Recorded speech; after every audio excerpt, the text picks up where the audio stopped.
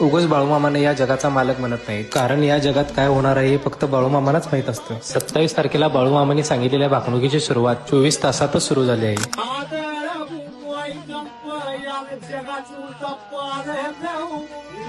Myanmar आणि Thailand या दोन्ही देशात मोठ्या प्रमाणात खळबळ माजली आहे. वादळ भूकंप येतील, जगाची उलथापालथ होईल, अशी 27 तारखेला पहाटे गुरुमाऊली कृष्णनाथ डोने महाराज यांच्या मुखातून संत बाळूमामाची भाकणूक झाली. म्यानमार आणि थायलंड या दोन्ही देशात शुक्रवारी भूकंपाची तीव्रता 7.7 रिश्टर स्केल इतकी प्रचंड असल्यामुळे लोक आपला जीव वाचवण्यासाठी इकडे तिकडे पळत आहेत. पूल कोसळत आहेत, मोठमोठ्या इमारती जमीनदस्त होत आहेत. जिथे नजर जाईल तिथे कोसळलेल्या बिल्डिंग दिसत आहेत. जसे बाळूमामाने भाकणुकीमध्ये सांगितले आहेत अगदी तसंच्या तसं होत आहे. बाळूमामाची भाकणुकी कधी खोटी ठरत नाही, त्यामुळे बाळूमामा जगाचे मालक आहेत.